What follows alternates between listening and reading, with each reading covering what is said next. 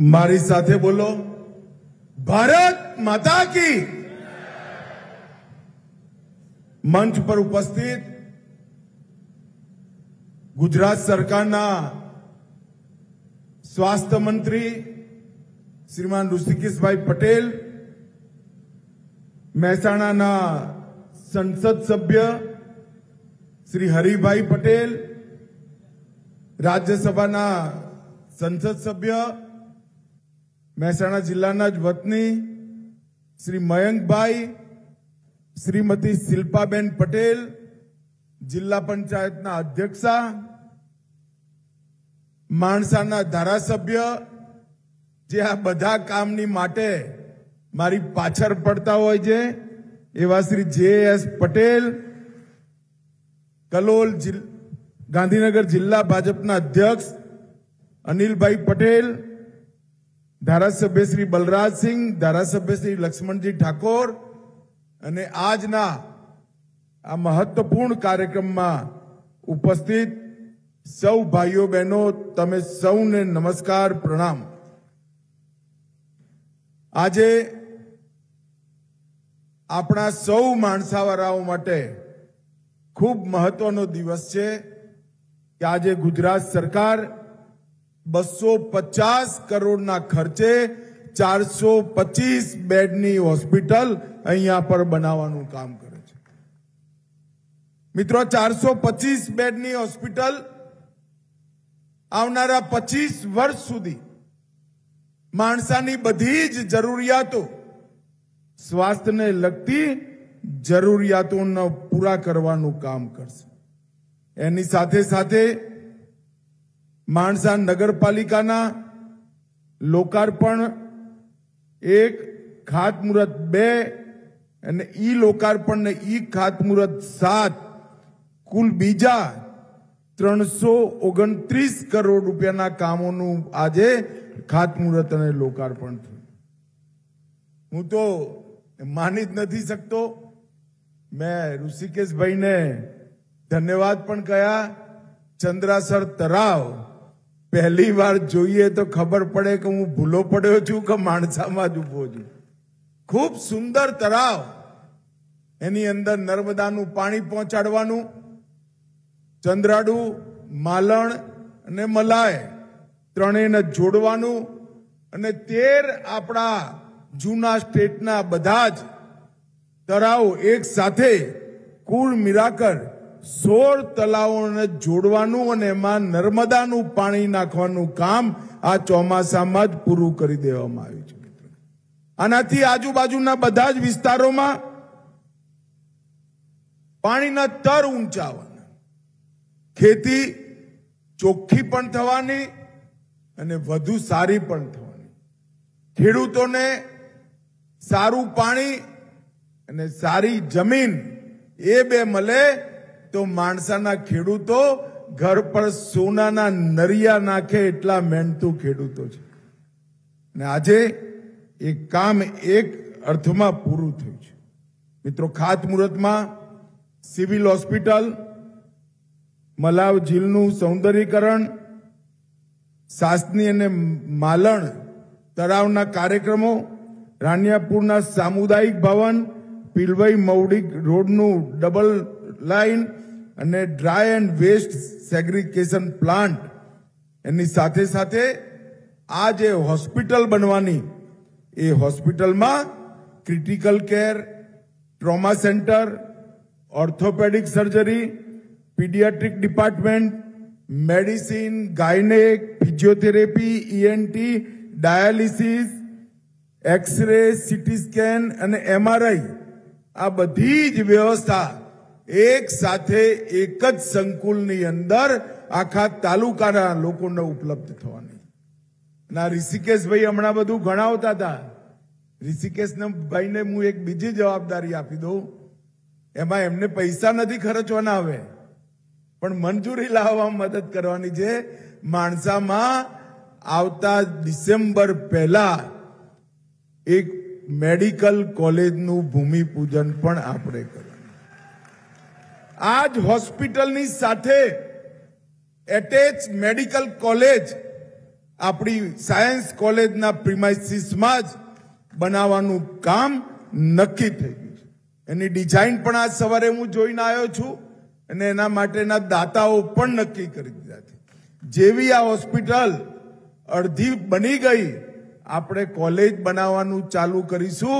Hospital અને college બે એક સાથે બનશે અને માણસામાં મેડિકલ કોલેજ બનાવવાની શરૂઆત. મિત્રો, નરેન્દ્રભાઈએ આપણા દેશની અંદર મેડિકલ સાયન્સ સ્થાનીય ભાષાઓમાં ભણાવવાની શરૂઆત. હું જ મધ્યપ્રદેશમાં હિન્દીમાં મેડિકલ કોર્સનું ઉદ્ઘાટન કરીને આવ્યો અને આજે મધ્યપ્રદેશમાં 40 થી વધારે કોલેજો હિન્દીમાં બાળકોને મેડિકલ વિજ્ઞાન ભણાવે છે. હું આજે તમને કહીને જઉં છું કે આ મેડિકલ કોલેજ જે વખતે બનીને પૂરી થશે અને એનું બીજું કે ત્રીજું સેમિસ્ટર આવશે ત્યાં સુધીમાં ગુજરાતીમાં પણ મેડિકલ ભણાવવાની વ્યવસ્થા આપણે આપણા મધ્યમ વર્ગના બાળકો, ગરીબ વર્ગના બાળકો, ગુજરાતી માધ્યમમાં ભણેલા બાળકો ગુજરાતીની અંદર ડોક્ટર બને, MBBS બને, MD બને, MS બને અને રિસર્ચનું કામ કરે ત્યાં સુધીની આખી વ્યવસ્થા નરેન્દ્ર મોદી સરકારે વિચારી છે ભાઈ બહેનો. અને મને કહેતા આનંદ થાય છે કે એની શરૂઆત આપણા માણસાથી થવાની છે. વચ્ચે એક વાત जरा हूं कहवा मांगू छू. भाइयों बहनों, अभी अभी 2 दिन पहले दिल्ली में 5,600 करोड़ का ड्रग्स पकड़ा गया.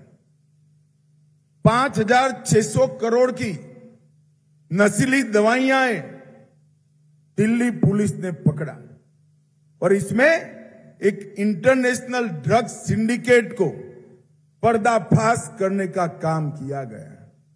नरेंद्र मोदी जी ने, अपने प्रधानमंत्री जी ने 2014 से ड्रग फ्री इंडिया, नशा मुक्त भारत का एक अभियान है और परिणाम देखिए. जब कांग्रेस की सरकार थी तब 2004 से लेकर 14 तक 10 साल में कुल 1,52,000 किलो ड्रग्स पकड़ा था. मैं फिर से बोलता हूं, 2004 से 14 तक 1,52,000 किलो ड्रग और 14 से 24 तक 1,52,000 की जगह 5,43,600 किलो ड्रग्स पकड़ने का काम नरेंद्र मोदी जी ने किया. एक और कांग्रेस की सरकार थी, उस वक्त 768 करोड़ रुपए के मूल्य के ड्रग पकड़े गए, 768 किलो. और इन नशीली दवाइयों को पकड़ने का अभियान जो नरेंद्र मोदी जी ने किया, उसमें 768 करोड़ के सामने 10 ही साल में 27,600 करोड़ का ड्रग पकड़ने का काम नरेंद्र मोदी सरकार ने किया. मैं सोचता था कितना बड़ा अंतर कैसे आया. कांग्रेस की सरकार भी कर रही थी, मोदी की सरकार भी कर रही है, मोदी जी भी प्रयास कर रहे हैं. क्या अंतर आ गया?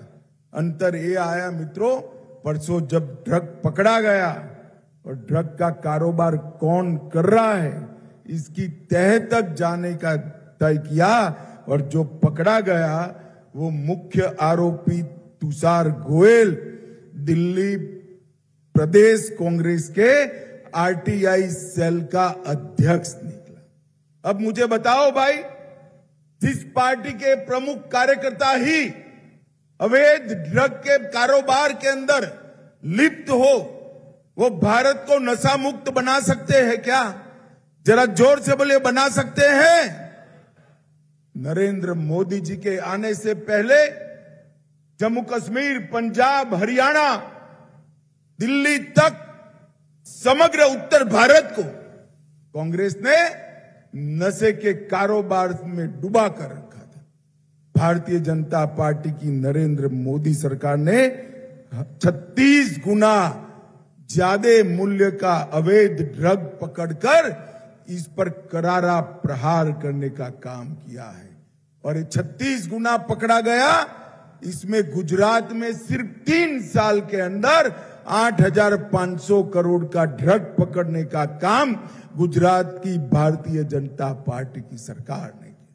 भाइयों बहनों, जिस पार्टी के कार्यकर्ता अवैध ड्रग के व्यापार में, नशीली दवाइयों के व्यापार में लिप्त हो, वो पार्टी कभी भी किसी भी राज्य या देश को नशे से मुक्त नहीं कर सकती। मोदी जी ने ड्रग फ्री इंडिया का जो संकल्पना करा है, नशा मुक्त भारत का संकल्पना, वो केवल और केवल भारतीय जनता पार्टी सिद्ध कर सकती है। भाइयों बहनों, આજે ગુજરાતની અંદર મારા મત ક્ષેત્રના અનેકવિધ વિકાસના કાર્યક્રમો થયા।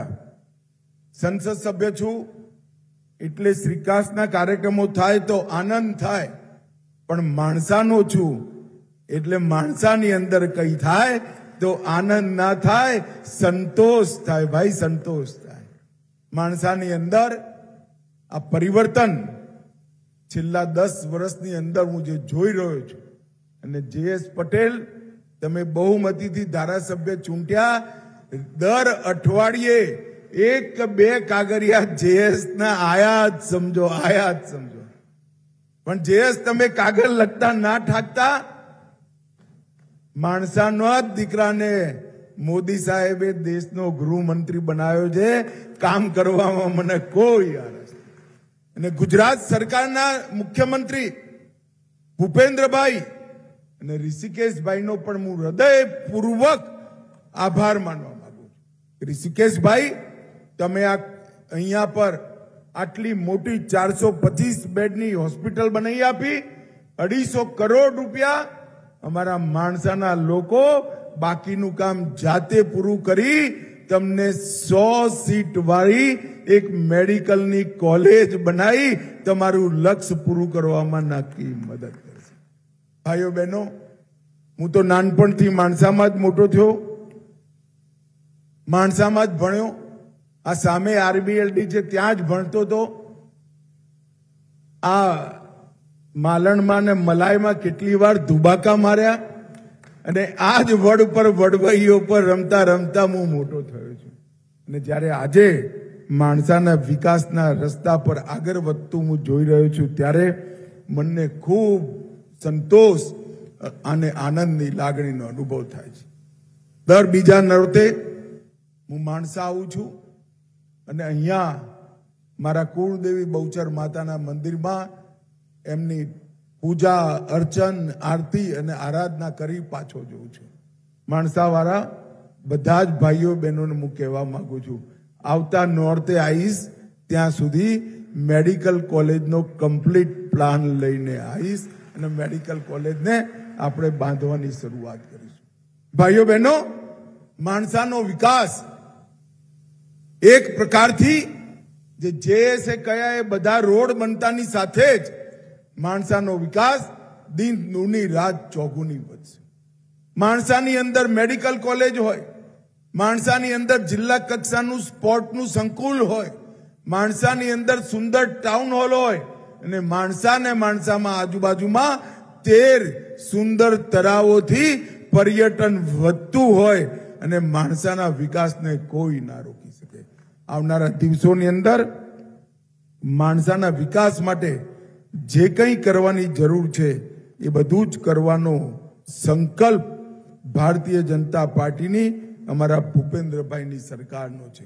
ભાઈઓ બહેનો, નરેન્દ્રભાઈની સરકારે આ 10 વર્ષની અંદર દેશના સ્વાસ્થ્ય ક્ષેત્રની અંદર અનેકવિધ પરિવર્તન, નરેન્દ્રભાઈએ લોકોના આરોગ્યને એક હોલિસ્ટિક એપ્રોચ સાથે લોકોને સ્વસ્થ બનાવવાનું અભિયાન, આરોગ્યને સુદૃઢ બનાવવાનું અભિયાન, અને ખાલી દવાઓથી નહીં, હોસ્પિટલથી નહીં, આર્થિક મદદથી નહીં, નરેન્દ્રભાઈ આ અભિયાનની શરૂઆત સ્વચ્છ ભારત અભિયાનથી કરી।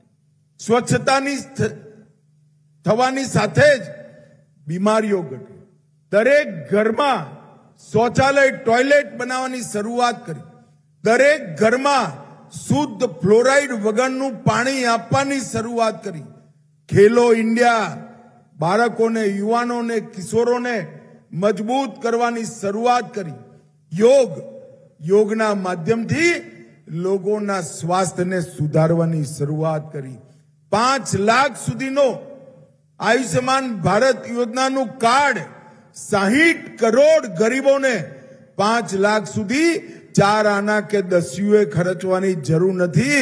નરેન્દ્રભાઈએ ફ્રી ઓફ કોસ્ટ મફતમાં એમના સ્વાસ્થ્ય, અને ગુજરાતમાં એને 10 લાખ સુધી લઈએ. અને હવે જો ઘરમાં 70 વર્ષથી ઉપરના વડીલ હોય તો 10 ની જગ્યાએ 15 લાખ સુધીનો બધો ખર્ચો ભારત સરકાર અને ગુજરાત સરકાર. આ બધું કર્યા પછી દવાની જરૂર પડે તો દવાઓ માટે પણ સસ્તી દવાઓની દુકાનોની એક મોટી શૃંખલા નરેન્દ્રભાઈએ કર્યું. અને સાથે પીએચસી, સીએચસી એના અપગ્રેડેશન કરીને આરોગ્ય મંદિર બનાયા. અને આ બધું કરીએ અને ડાક્ટરો ના હોય તો શું થાય? કામમાં આવે બિલ્ડિંગ ભાઈ? ડાક્ટર ના હોય તો સીટોને બમણી કરી અને બીજી 75,000 સીટો આવનારા 5 વર્ષમાં વધારવાનું લક્ષ્ય નરેન્દ્ર મોદી. ભાઈઓ બહેનો, આવડા મોટા દેશના હેલ્થ ઇન્ફ્રાસ્ટ્રક્ચર હોલિસ્ટિક એપ્રોચથી મજબૂત કરવું, કુપોષણને દૂર કરવું, શુદ્ધ પાણી પીવાનું આપવું, યોગ, વ્યાયામ અને લોકોના જીવનનો એક નિત્ય ક્રમ બનાવો, દવાઓની વ્યવસ્થા, 15 લાખ સુધીના ખર્ચાની વ્યવસ્થા અને માણસામાં બનવાની છે એવી આધુનિક હોસ્પિટલોની રચના. આ આખું નરેન્દ્રભાઈએ જે તંત્ર બનાવ્યું છે, આપણા દેશના દરેક નાગરિક માટે સ્વાસ્થ્યની બધી જ જરૂરિયાતો પૂરું કરવા વાળું આ તંત્ર બનવાનું છે.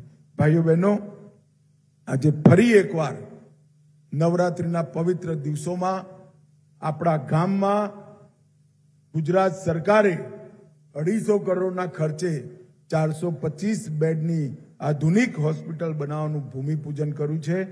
હું ઋષિકેશભાઈ અને ભૂપેન્દ્રભાઈનો હૃદયપૂર્વક માણસાના સૌ નાગરિકો વતીથી આભાર માનું છું, ધન્યવાદ માનું છું. અને મિત્રો, આવનારા દિવસોમાં ગુજરાતમાં અને માણસામાં બંને જગ્યાએ ગુજરાતી માધ્યમનું મેડિકલ શિક્ષણ ચાલુ થાય એ દિશામાં પણ આજથી જ ગુજરાત સરકાર પ્રયાસ ચાલુ કરશે. મારી તમને સૌને, માણસાના સૌ નાગરિકોને હૃદયપૂર્વકની શુભેચ્છાઓ. આપ સૌનો ધન્યવાદ, આભાર. વંદે માતરમ.